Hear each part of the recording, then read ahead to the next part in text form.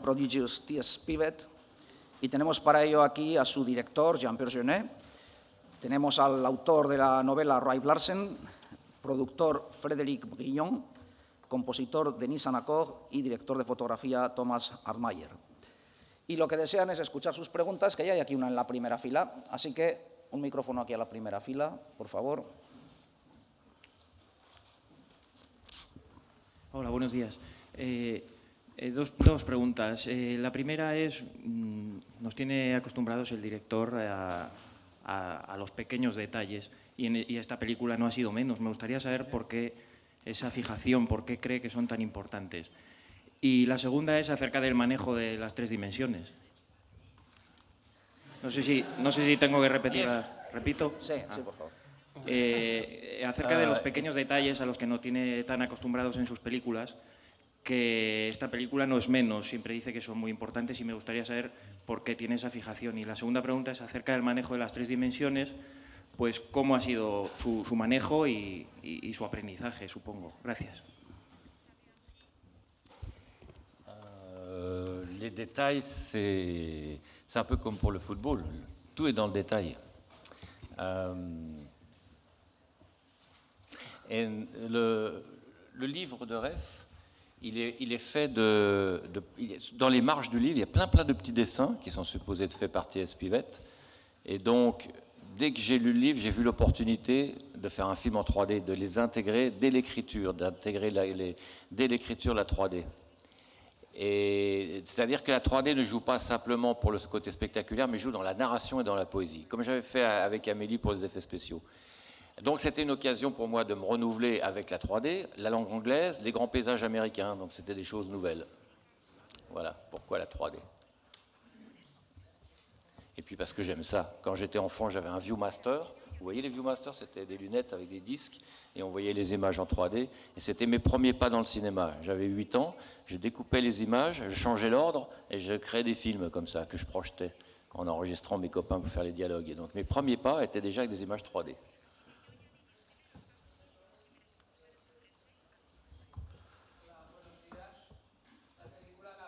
Fantástica, quería decirle que para mí ha sido como entrar de nuevo en una casa de muñecas y le quería preguntar a Jean-Pierre Jeunet dos cosas. La primera cosa sería si esta es la primera película americana, entre comillas, del señor Jeunet, y la segunda, ¿de dónde ha sacado a este niño tan maravilloso? Alors, ce n'est pas mon premier film américain, parce que j'avais fait Alien Resurrection with Sigourney Weaver et Winona Ryder pour 20th Century Fox, qui était un vrai film américain. Et celui-là, c'est un faux film américain. Et c'est très important pour moi, parce qu'effectivement, c'est un film américain, mais produit en Europe, entre la France et le Canada. Parce que pour moi, le mot le plus important dans le cinéma, c'est le mot liberté. Et c'est pour ça que je ne fais pas d'autres films américains, c'est parce qu'en Europe, on a la liberté, on a le final cut. Et ça, c'est tellement précieux. J'ai fait 7 films, et si j'exclus Alien, où j'ai fait quelques concessions, parce que c'était un film de commande, tous les autres films que j'ai faits, je n'ai pas fait la moindre concession. Ce sont mes films, j'en suis responsable à 100%. Et ça, j'en suis très fier.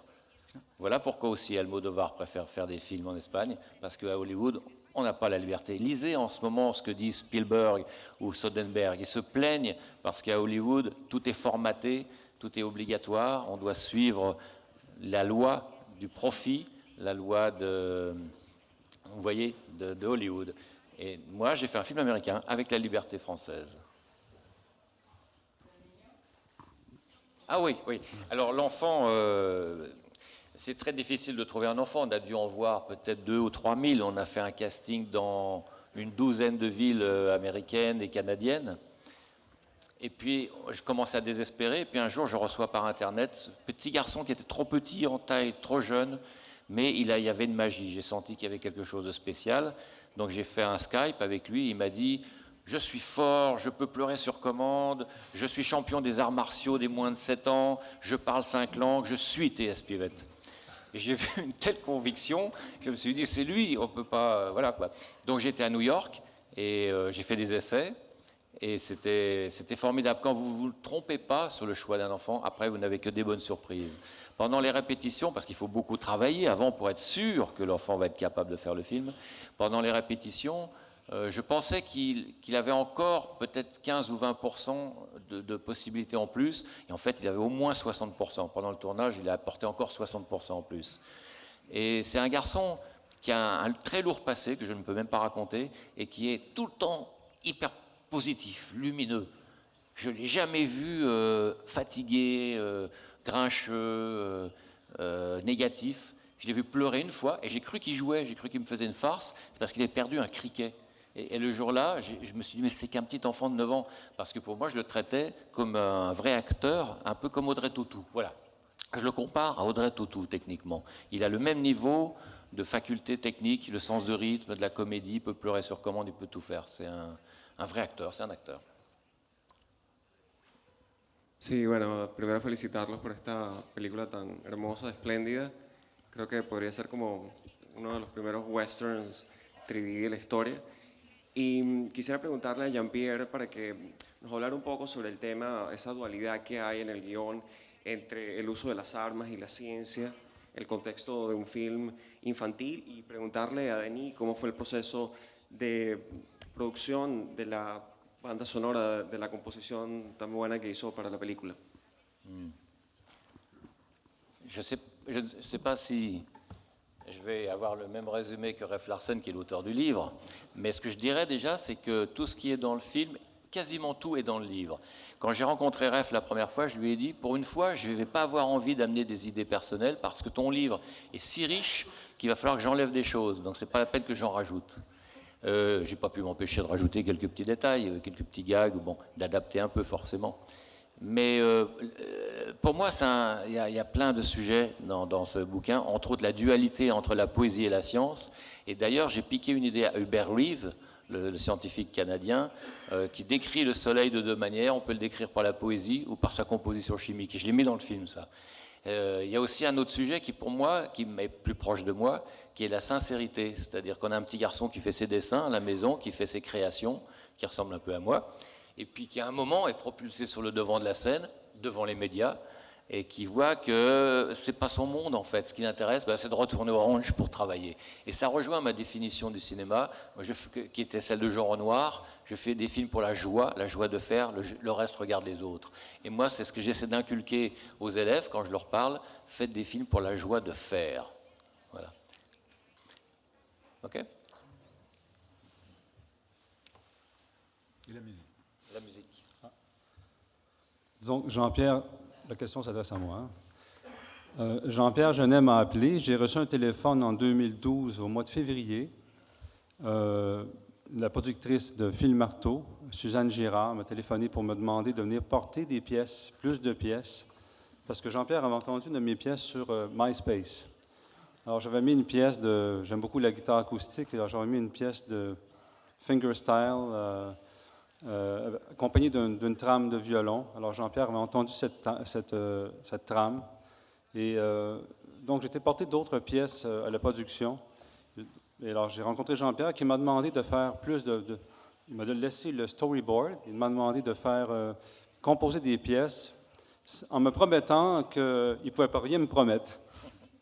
Et j'ai composé à peu près, juste peut-être 15, 30, en tout, 30 pièces. Et puis, Jean-Pierre a pigé dans les thèmes et monté à l'image. Ce qu'il faut préciser, c'est qu'en fait, au départ, pour des raisons de coproduction, on m'a dit que ça serait bien si tu prenais un compositeur canadien. Et moi, je n'avais pas envie de travailler avec les stars canadiennes qui font des musiques hollywoodiennes, parce que ce n'est pas mon style, je n'emploie jamais des musiques orchestrales avec des violons, tout ça. Donc, sur Internet, j'ai dû écouter 500 compositeurs canadiens. J'ai écouté tout. J'ai même trouvé un compositeur qui disait « compose la musique et change les pneus ».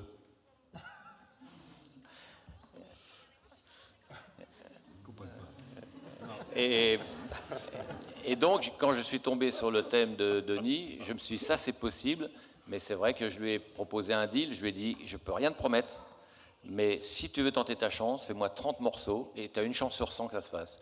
Et pendant le tournage, on faisait un montage provisoire du film, à cause de la 3D, pour être sûr de ce qu'on faisait. Et à un moment, le garçon qui faisait ça a mis le thème sur les musiques, et j'ai su que ça marcherait. C'est à ce moment-là seulement que j'ai su. Mais il a été capable de composer 30 thèmes, et le talent qu'il a, c'est qu'il fait des thèmes qui vous prennent la tête. Vous l'écoutez une fois, toute la nuit, vous l'avez dans la tête. C'est horrible.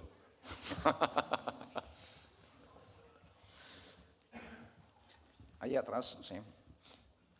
Buenos días, enhorabuena por la película, me ha gustado muchísimo.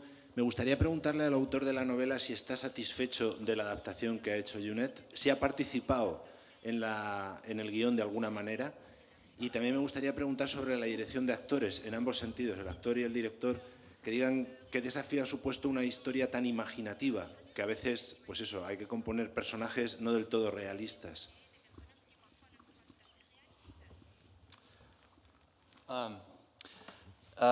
It was a sort of a dream experience for me. When I first wrote the book, I gave my agents 5 directors who I said, I would love to give the book to any of these 5. Actually, Jean-Pierre was one of the 5 directors. I'm not just saying that, it was true. You told me the first. The first director, my first choice. But nothing happened at that point, and a couple years went by, and slowly I had thought, okay, maybe this book will never be made into a movie. And then out of the blue, completely out of the blue, I was making coffee one morning in my underwear, and I got this email from Jean-Pierre Jeunet, and I thought it was a joke. I thought it was one of my friends playing a joke on me, but no, it was real. And 2 days later, we were sitting across from each other in New York City, and he was telling me all the favorite parts of the book, the little details that he loved, and he kept saying, I'm gonna, remember when the boy is on the train and he sees the girl, I will make that you'll see that on the screen. And I felt a little bit like I was on drugs or something. I couldn't believe that this would actually happen. But we got on very well, I think, and we share a lot of similar aesthetics. There's a lot in common, and Jean-Pierre was a big influence on me. I saw Delicatessen, Amélie, and this influenced my work. So in a way, he was inside the book already, and maybe this is what he recognized when he wanted to choose the book. But I was involved a little bit. I didn't really want to be involved too much because I believe that if you write the story, you're too close to it. These characters are too much yours to know how to do the adaptation. I'm fascinated with how adaptation works, but I think for this story, I wouldn't be a good person to. So I was glad to give it to Jean-Pierre, and he trusted me enough to show me the script, and I gave little comments, but nothing major, because I really believe that any story, in order to work, needs a vision behind it. And for this movie, it was my child initially, but then I gave him to Jean-Pierre.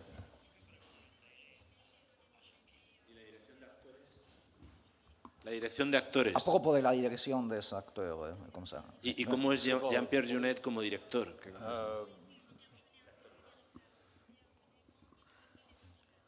Vous savez, tous les metteurs en scène vous diront la même chose.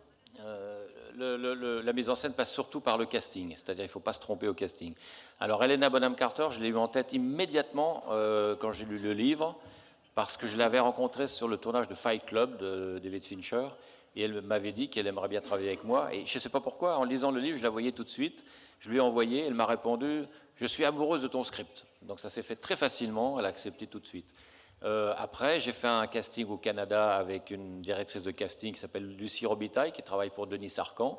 Et c'était merveilleux de découvrir des acteurs que je ne connais pas en France, bien sûr, des acteurs de Toronto, anglo-saxons ou du Québec.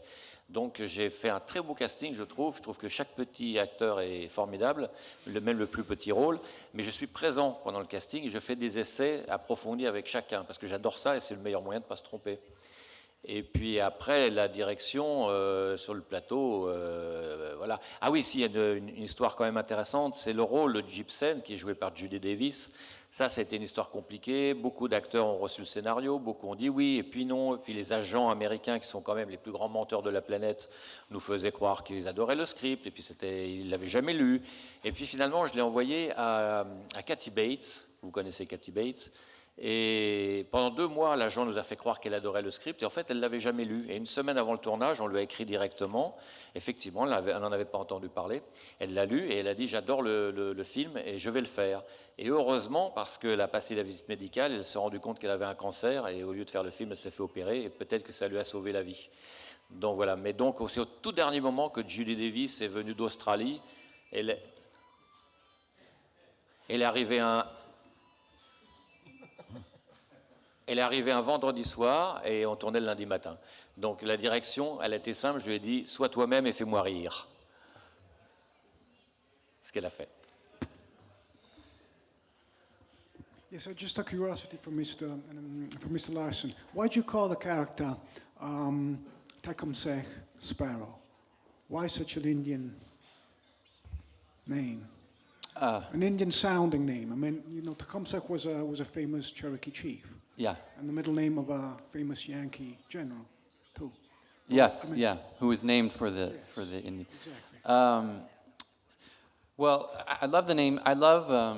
I love names that are initials, like TS, because always, if you say my name is TS or BJ or DD, there's a story there. There's an untold story because always the 2 initials stand for something. So I like names that have stories behind them. TS, of course, is an echo of T.S. Eliot, who is one of my favorite writers. But Tecumseh Sparrow is an interesting name. It's about the contradictions that are what the West is about. You know, the American West, on the one hand, is about map makers, cartographers, scientists. It's about the conquest of the Indians. It's about cowboys. It's all these things. It's a real playground of the imagination. There's what's actually happened in the West, and then there's what we believe happened in the West. The genre of the Western was only created after the West was already closed in some ways. The frontier theory, Turner's thesis, which is the frontier is where America was made, but the frontier is already gone. This was the first real American idea. Was a nostalgic idea. It was already told after the fact. So there's something about the West that is nostalgic. We can't help thinking about the West without sort of moaning that it's gone. So I wanted to capture that in that name, Tecumseh. He was this Indian figure who tried to unite all the tribes together and failed and was shot. So there's history in that name, which was important. Allá atrás, más atrás, hay una pregunta. Hola, felicitaciones. Me habría gustado tener al pequeño aquí en la rueda de prensa. Una pregunta directa. ¿Qué proyectos tienes ahora mismo en tu cabeza, Jonet?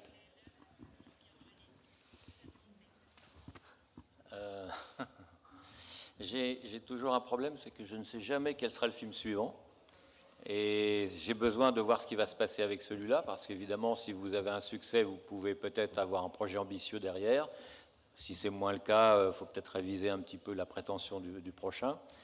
Et je suis toujours très très long à trouver le sujet, parce que, idéalement, dans un film, j'essaie qu'il y ait une bonne histoire avec des bons personnages, de l'émotion, de l'humour, un aspect graphique intéressant et de l'originalité. Et c'est très difficile de trouver un sujet qui comporte les 5, ce qui est à mon avis le cas dans T.S. Pivet. Et j'ai besoin d'aimer tout ce que je filme, et là je commence à avoir filmé à peu près tout ce que j'ai aimé. Et puis j'ai vraiment besoin d'être en amour avec le sujet, parce que je vais passer comme j'écris, et puis que mes films se vendent dans le monde entier, que je fais de la promotion partout, en tout c'est 4 ans à chaque fois. Donc j'ai vraiment besoin d'aimer le sujet. Donc je ne sais pas quel sera le prochain, malheureusement. Adelante, sí. Hola. Al ver la película he visto cosas que me han recordado a Big Fish. No sé si eso es cosa del director de la película, del libro o que me lo he inventado por completo. Vous avez vu Big Fish? Sí. Sobre todo, por ejemplo, en La niña del columpio. Il y a des poissons, mais ils sont tout petits. Little fish. Non, je sais, je vois pas de quoi vous parlez. Et quelque part, Big Fish est peut-être le seul film de Tim Burton que je n'aime pas. Donc, désolé. Pues me lo he inventado yo. Mais j'aime beaucoup Tim Burton, qui est le mari d'Helena Bonham Carter, comme vous savez.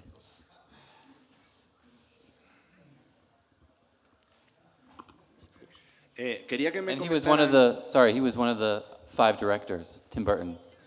Jean-Pierre, Tim Burton, Alfonso Cuarón, who was here, yeah, with Gravity. Who else? Wes Anderson. Wes Anderson and Guillermo del Toro, I think, it's the 5. It's good, right? Anyone would be good, yeah. And Capra, but he's...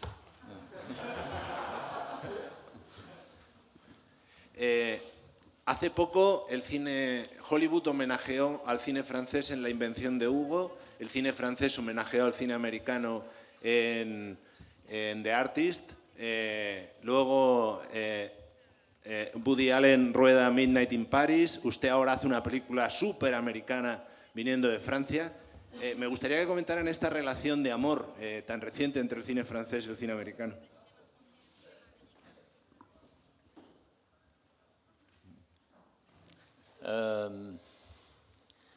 Oui, moi je dirais que c'est une relation d'amour-haine aussi.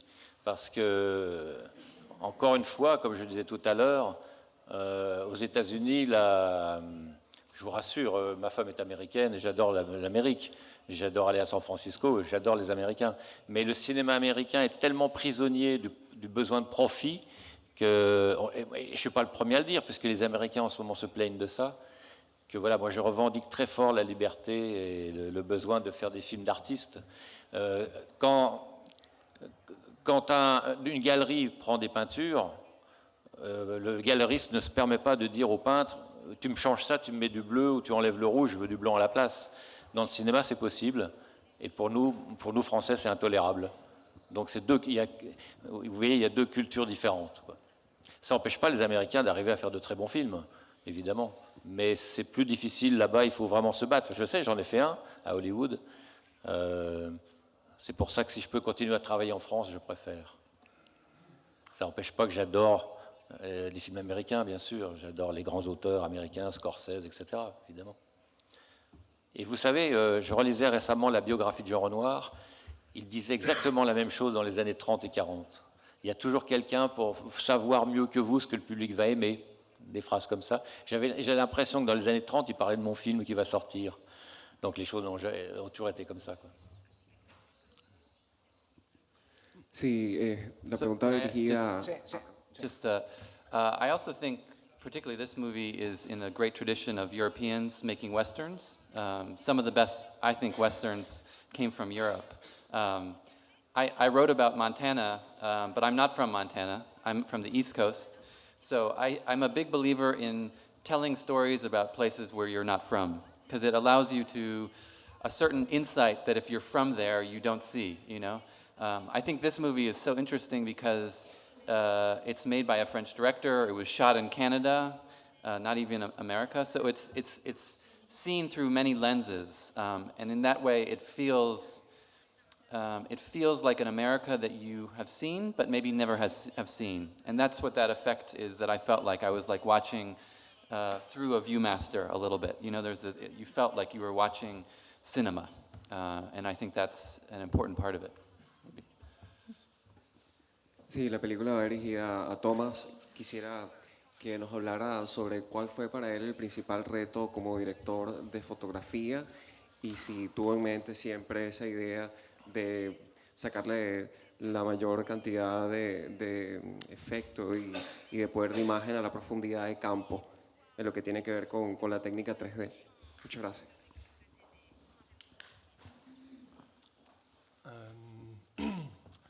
C'était surtout Jean-Pierre qui m'a demandé à notre premier rendez-vous, par rapport à la profondeur de champ, avoir énormément de profondeur de champ, parce qu'il aime ça et parce que ça marche beaucoup mieux pour la 3D, de ne pas avoir des premiers plans flous ou des arrière-plans flous. Sinon, pour l'image du film, qu'est-ce que je peux raconter? C'est sûr que c'était important d'être à la hauteur, déjà, de l'univers de Jean-Pierre. Ça, c'était très important pour moi. Après, il a beaucoup travaillé avant mon arrivée, donc les repérages, beaucoup de choses ont été définies bien avant. Donc c'était assez facile, entre guillemets, pour moi, enclencher là-dedans et continuer le travail avec lui, et les décors, mes plans de lumière. Donc c'était pas très compliqué parce qu'il y avait tous ces travaux qui étaient faits avant. Je peux vous dire comment j'ai choisi Thomas, parce que avant j'avais travaillé avec Darius Khondji, le grand chef opérateur, puis avec Bruno Delbonnel, et Delbonnel était occupé parce qu'il avait fait le film de Tim Burton et puis après le film des frères Cohen. Donc s'il était reparti sur un troisième film aux États-Unis, sa femme demandait le divorce. Donc j'ai dû trouver un nouvel opérateur. Alors j'en connaissais plein d'autres, mais là j'ai fait quelque chose, encore une fois, grâce à Internet. J'ai regardé les bandes de présentation de tous les opérateurs qui travaillent en France. J'ai dû en voir au moins 400. Et j'ai oublié qui je connaissais et j'ai choisi celle qui me plaisait le plus. Voilà, simplement, objectivement.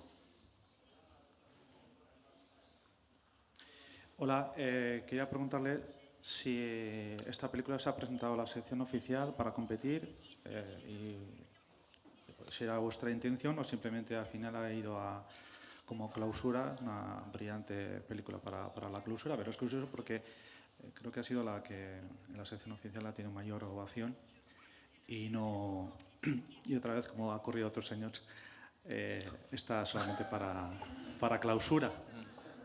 ¿Por qué? Le producteur va vous répondre. Oui. Je crois que c'est une décision commune entre la société Gaumont qui s'occupe des ventes de ce film et qui l'a coproduit avec nous, et puis le distributeur espagnol. Et puis Saint-Sébastien est une très belle tribune. Le film, faire la clôture, c'est un moyen d'être mis à l'honneur sans rentrer dans une notion de compétition qui n'était pas du tout dans les objectifs de présentation de ce film. Il s'agissait juste de faire la première mondiale. Et voilà, la Concha abrite bien pour une première mondiale.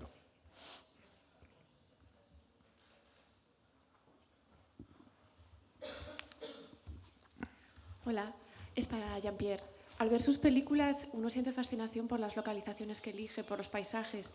¿Qué localización, qué paisaje le gustaría retratar en la próxima película? Y si hay alguno en España que pudiera estar en sus películas.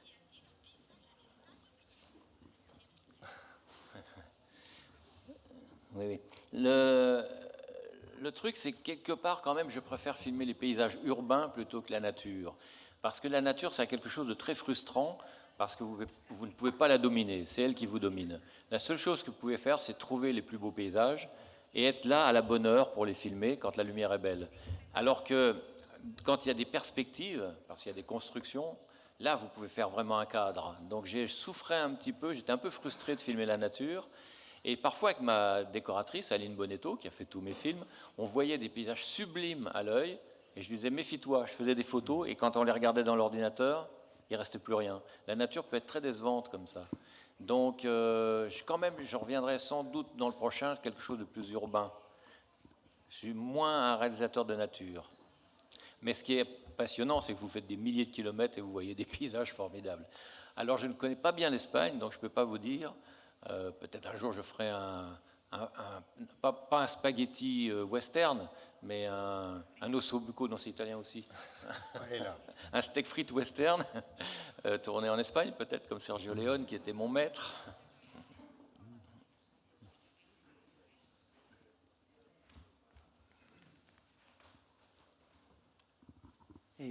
Me gustaría que hablara sobre Dominique Pinon, que siempre participa en sus películas y es una gozada verle.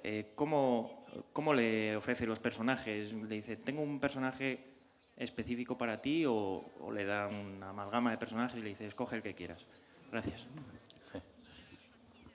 Ouais. Non, j'ai retrouvé un email récemment de Ref qui me dit Dominique Pinon, évidemment, va jouer dans le film, il serait parfait pour le Vagabond. Tout de suite, il y avait pensé aussi. Et c'était le plan de travail était très compliqué pour ce film pour différentes raisons. Et donc, Dominique, à un moment, ne pouvait plus jouer le rôle parce qu'il était pris au théâtre, il ne le savait pas. Donc, on a failli le perdre et c'est Ron Perlman qui devait le remplacer.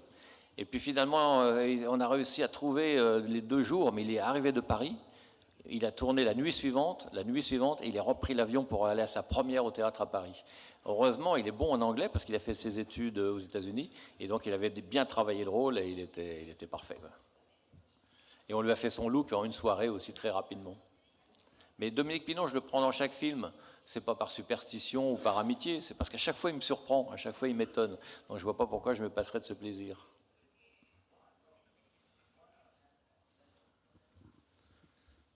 Sí, felicitaciones por la película.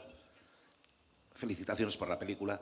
Me parece que es un canto absolutamente hermoso a lo que es el medio rural y a la curiosidad por la ciencia, y más sobre todo en los tiempos que corren en el Estados Unidos actual, ¿no? Un poco donde la América profunda pues vive un proceso hasta cierto punto de mucha influencia religiosa nociva, de influencias que a mi juicio suponen una inclinación hacia el conservadurismo muy potente.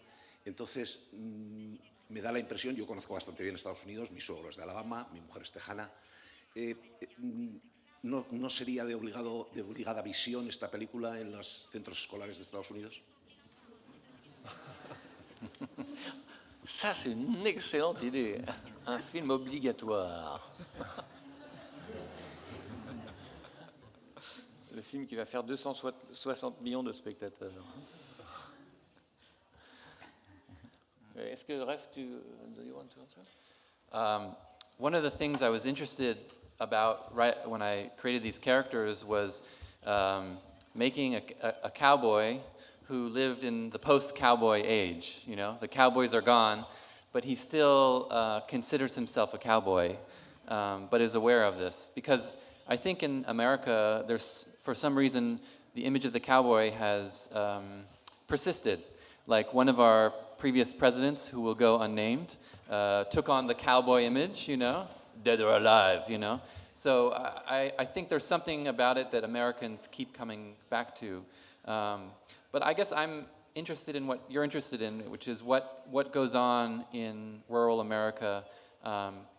Because I shot a documentary in Texas, and I disagreed with all of the political and social opinions of the people who I were interviewing, but they were the nicest people that I had ever met. They invited me into their home, they fed me, much more nice than people in New York, you know. So there was this kind of contradiction. On the one hand, you disagree with them politically, but on the other hand, they are incredibly warm. And I wanted to try to get at that in the community of Montana that was there. And also in the family, you see a contradiction. You see the cowboy who doesn't say very much, on one hand, married to a scientist. And those two forces are also at work in the American West. You know, it's a place of science, and it's also a place of bronc busting and wrangling. So, yeah.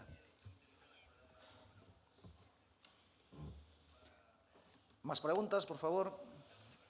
Allí.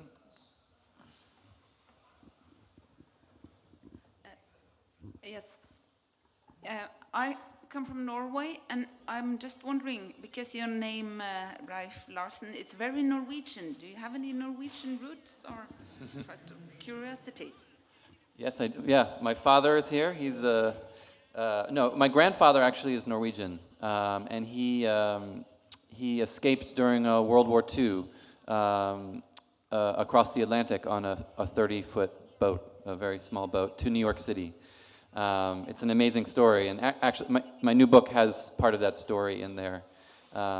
So I think I came from interesting stories, I guess, and I'm interested in people who are out of place, who move across borders and oceans. So, yeah. Yeah, because as well, I wanted to ask, how did you come up with this figure of T.S. Spivet? Can you say something about how did you invent him? Yes, okay, so I mean, writing a novel is always complicated. There's many, it's not like I know what I'll write. For me, a lot of times I have to write, and as I write, I learn about the story. But for this book, I was struggling with this character who was dealing with his past on a ranch. So it's the same kind of thing, this nostalgia for the West.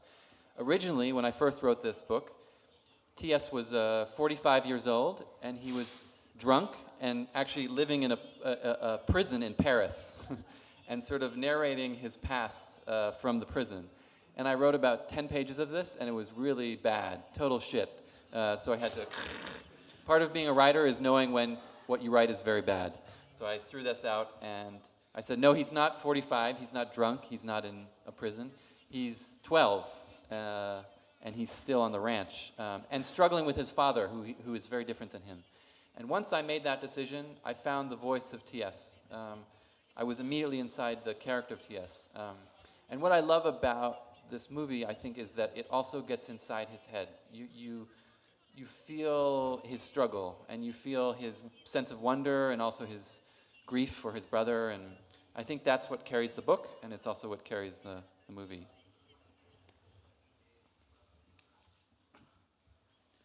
Further questions, please? ¿Hay alguna pregunta más? Nadie se anima. Alors, merci beaucoup, thank you very much. Eskerrik asko. Gracias.